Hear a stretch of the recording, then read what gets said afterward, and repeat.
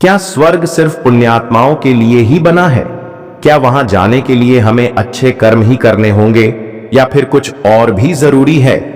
बहुत से लोग ये मानते हैं कि सिर्फ पूजा पाठ करने से स्वर्ग का द्वार खुल जाता है, लेकिन क्या सच में ऐसा है? आज की इस कहानी में हम जानेंगे कि एक कुत्ते की व्यथा हमें कौन सा गहरा संदेश देती है और कैसे यह हमारे जीवन के फैसलों पर असर डाल सकती है। इस कहानी को सुनने के बाद शायद आपकी सोच बदल जाए और आप इंसानियत को एक नए नजरिए से देखने लगे। एक कुत्ते की व्यथा, एक मार्मिक कथा उसी की जुबानी सुने। मैं एक कुत्ता हूं, इस दुनिया का सबसे उपेक्षित जीव। मुझे न तो कोई घर नसीब होता है, न ही कोई निश्चित भोजन। मैं इंसानों के बीच ही रहता हूं, लेकिन फिर भी मैं पराया हूं। मुझे अनुशासन नहीं आता, मैं आपकी भाषा नहीं बोल सकता, पढ़ लिख नहीं सकता, लेकिन फिर भी मैं आपकी तरह ही भूख और दर्द महसूस करता हूं। मेरा जन्म हुआ तो मेरी आंखें और कान बंद थे। मुझे नहीं पता कि उस समय मेरे जन्म पर कोई खुशी मनाई गई थी या नहीं। मैं 4 भाई बहनों में सबसे छोटा और सबसे कमजोर था। मेरी माँ, जिसे आप कुतिया कहते हैं, राख के ढेर में हमें छिपाकर रखती थी ताकि ठंड से बचा सके। वह खुद दिन भर खाने की तलाश में भटकती रहती थी, क्योंकि अगर वह भूखी रहती तो हमें दूध कैसे पिलाती।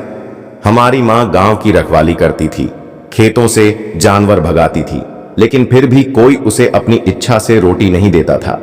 उसे मजबूर होकर इधर उधर से भोजन चुराना पड़ता था, और अगर पकड़ी जाती तो उसे निर्दयता से पीटा जाता।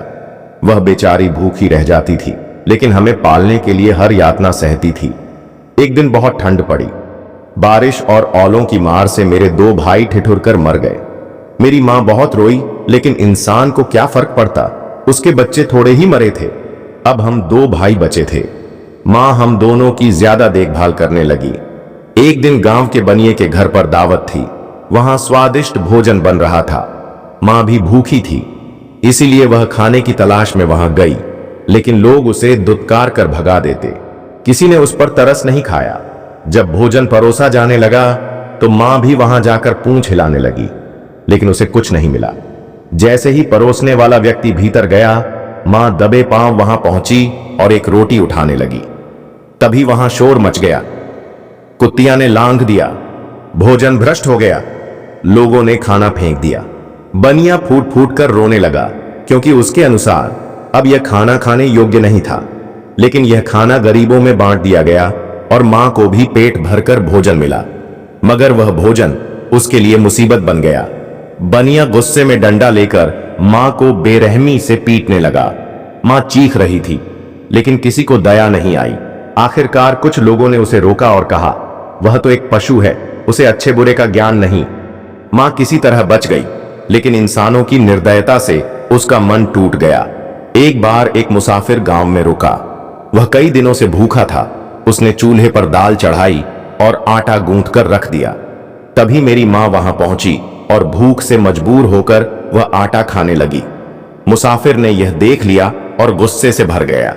उसने लाठी उठाई और मेरी मां को बुरी तरह पीटने लगा। मां दर्द से कराह रही थी, लेकिन कोई उसे बचाने नहीं आया। महीनों तक वह लंगड़ाकर चलती रही। तब मुझे समझ में आया कि इंसान कितना स्वार्थी होता है। हम कुत्ते उनकी रखवाली करते हैं, उनके घर की सुरक्षा करते हैं, लेकिन फिर भी हमें प्यार नहीं मिलता, हम पर रहम नहीं किया जाता। मनुष्य यह नहीं समझता कि कुत्ते को रोटी खिलाने से उसके जीवन पर भी प्रभाव पड़ता है। जो व्यक्ति कुत्तों को दया भाव से भोजन कराता है, उसके जीवन में कई सकारात्मक बदलाव आते हैं। नंबर 1, शनि ग्रह की कुदृष्टि मनुष्य को बर्बाद कर सकती है, लेकिन कुत्ते को रोटी खिलाने से यह प्रभाव कम हो जाता है। नंबर 2, घर में सकारात्मक ऊर्जा बनी रहती है। नंबर 3, घर में धन धान्य की कभी कमी नहीं होती। नंबर 4, जिन लोगों पर कर्ज होता है वे धीरे धीरे कर्ज मुक्त हो जाते हैं। नंबर 5, दुकान और कारोबार अच्छा चलता है। नंबर 6, व्यक्ति का स्वास्थ्य अच्छा बना रहता है। नंबर 7, अच्छे विचार मन में आते हैं और जीवन में शांति बनी रहती है। नंबर 8, जो व्यक्ति दया करता है उस पर भगवान भी दया करते हैं। इस कहानी से हमें यह सीख मिलती है कि हम सिर्फ इंसानों से ही प्रेम न करें, बल्कि बेजुबान जीवों के प्रति भी संवेदना रखें। जो लोग कुत्तों को मारते हैं सताते हैं, वे कभी सुखी नहीं रह सकते। भगवान भी उन पर कृपा नहीं करते। दूसरी ओर जो व्यक्ति कुत्तों को भोजन देता है, उन पर हमेशा ईश्वर की कृपा बनी रहती है। दोस्तों, यह कहानी सिर्फ एक कुत्ते की नहीं, बल्कि हर उस बेबस प्राणी की है जो इस संसार में भूख, ठंड और इंसानी निर्दयता को झेलता है।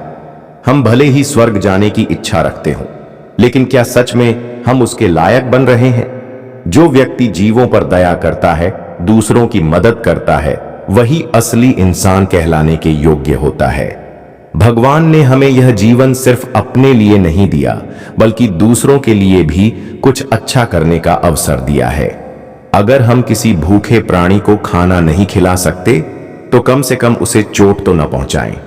हमें अपनी सोच बदलनी होगी और यह समझना होगा कि सच्ची भक्ति सिर्फ मंदिरों में सिर झुकाने से नहीं, बल्कि जरूरतमंदों की सेवा करने से मिलती है।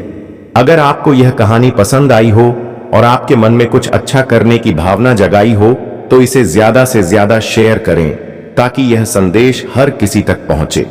वीडियो को लाइक करें और किंतु परंतु चैनल को सब्सक्राइब करना न भूलें, क्योंकि हम आपके लिए ऐसी ही कहानियां लाते रहेंगे जो न सिर्फ आपको प्रेरित करेंगी, बल्कि आपके जीवन में एक नई रोशनी भी लेकर आएंगी। याद रखें, भगवान मंदिरों में नहीं, इंसानों और जीवों की सेवा में है। मिलते हैं अगली वीडियो में, तब तक के लिए जय श्री कृष्ण।